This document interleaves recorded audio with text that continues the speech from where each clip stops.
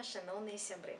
Сёння мы з вами пазнаёмся з цудоўнай кнігай беларускай аўтаркі, Ганны Янкуты, якая мае назву «Коч Прот і таямніца атракцыёну». Ганна Янкута перакладчыца з ангельскай і польскай моў дзіцячых і дарослых кніг. Гэта першая яе аўтарская кніга, і яе цуд у тым, што дзеянні ў гэтай кнігі адбываюцца ў мінскіх прасторах. А прататыпам галоўнага героя Шпрота стаў яе ўласны кот. Яркія і вельмі прывабныя ілюстрацыі ў кнізе надаюць усёй гісторыі асаблівую атмасферу. Ну што, рушым за прыгодамі? Знаёмства са спадарняй мышу. «Тата, а чаму ў Шпрота такі хітры выгляд?» – спытаў наступным вечарам Алесь. Ён маляваў комікс пра ката-бандыта. Катом-бандытам, ясна рэч, быў Шпрот. «Нічога не хітры!» – ціхенька прамармытаў сабе ў вусы кот, але Алесь і тата ўсё адно нешта дачулі. «Здаецца, кот кажа, што ён не хітры!» – адгукнуўся тата. «Паверым ці не?» «А мне здаецца, ён штосьці задумаў», – сказаў Алесь. Шпрот захваляваўся, але прыкінуўся, што яму ўсё адно. Ён разлёгся на падаконні, з усяе сілы ўдаючы, што гэтыя размовы яму не цікавыя. Соладка пацягнуўся і завуркатаў. «Бачыш, зараз ён засне і забудзе ўсе свае хітрыя задумы, нават калі іх мае». Тата патрапаў ката за вухам і вярнуўся да гатавання мяснога соусу да макароны. «Як добра пахне!»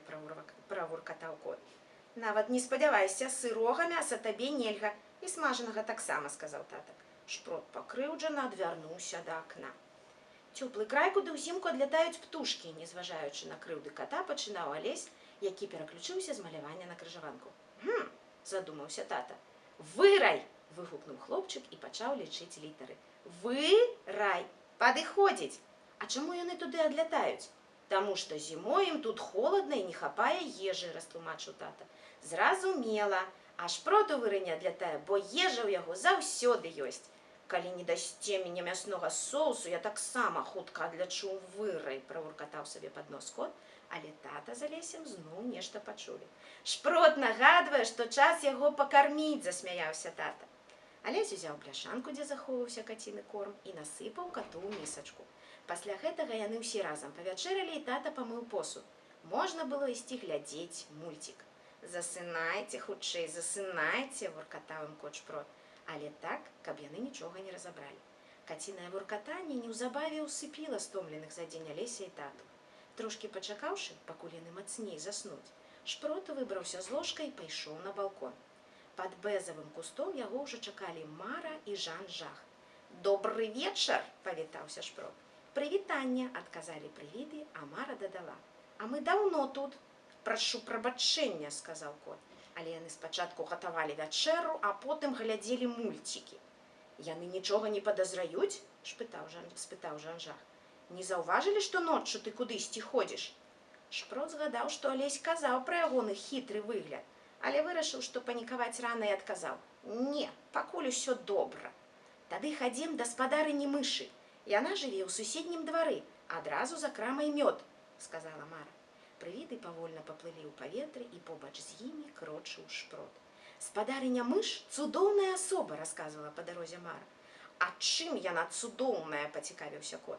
«Па-першае, яна пячэ самы смачны ў свеце шакаладны маннік», – летуценна прамовіў Жан-Жах.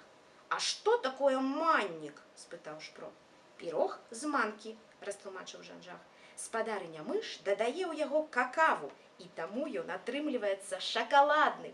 Па-другое, – прадоўжыла Мара, – спадарыня мыш спачатку здаецца такой строгай, а пасля ў нейкі момант ты разумееш, што яна сапраўдная сяброўка, і на яе заўсёды можна спадзявацца». Яны ўжо прайшлі амаль увесь завулак і наблізіліся да крамы мёд, побач з якой стаялі два старыя, непатрэбныя пчалярам вуллі. Менавіта да аднаго з іх і скіраваліся прывіды, разам з імі кот. «Спадарыня мыш, вы дома?» – пагрукала ў вуллі Мара. Некаторы час з вуля не даносілася ні гуку. Шпрот нават паспеў падумаць, што гаспадыні няма, але ўрэшце з-ад драўлянай сценкі пачуліся шолах і рыпенне, і ціхі голас спытаў. «Хто там?» «Гэта мы, Жан-Жах і Мара», – адказалі прывіды. «Мы прывялі з сабой ката Шпрота, ён вельмі добры і не зробіць вам шкоды». «А, то заходзьце!» пачулася звуля, пасля чаго адна з дошчачак трохі адсунулася, і з-за яе паказалася мышыная мордачка. «Заходзьце, толькі глядзіце, каб вас ніхто не бачыў!» Прывіды і кот праціснуліся ў шчыліну. Старая, але вельмі жвавая спадарыня мыш была ўбрана ў чырвоную з белымі бубачкамі сукенку. Шпрот спачатку трошкі патаптаўся ў дзвярах, яму было няёмка. Але спадарыня мыш прыязна папрасіла яго не саромецца, пасадзіла ўсіх траіх ва ўтульны гасцявы кут, а сама пачала запарваць гарбату.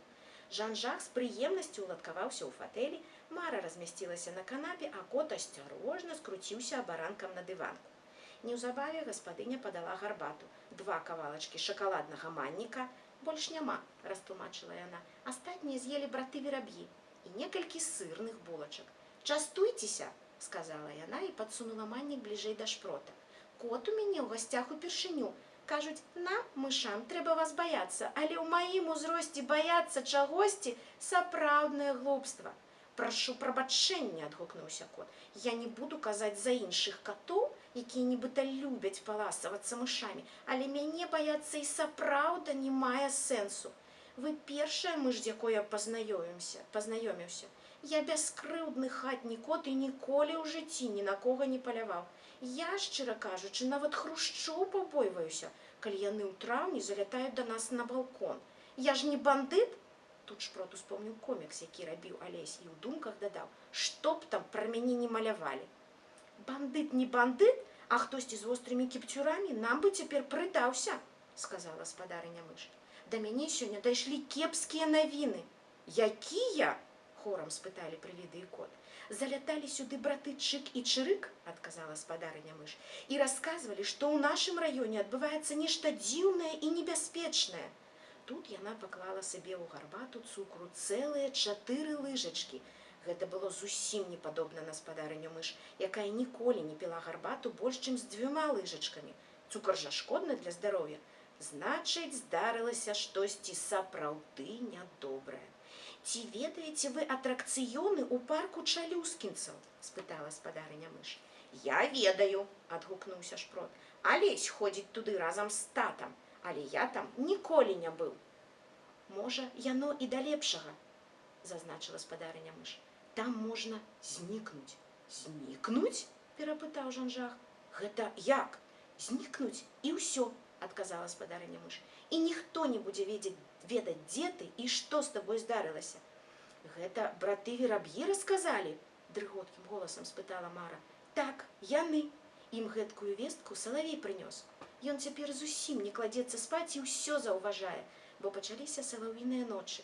Дык вось, у парку зніклі 3 мышы». «3 мышы?» усклікнула Мара. «І гэтае загадкавае знікненне неяк звязана з атракцыёнамі», працягнула спадарыня мыш. «Вось дык навіна», адгукнуўся Жан-Жак. «Мы мусім у гэтым разабрацца», рашуча сказала Мара. «І я так думаю», падтрымаў яе шпрот. «Мае ходзяць туды катацца, і я не хачу, каб яны таксама зніклі. Удзень ім нічога не пагражае.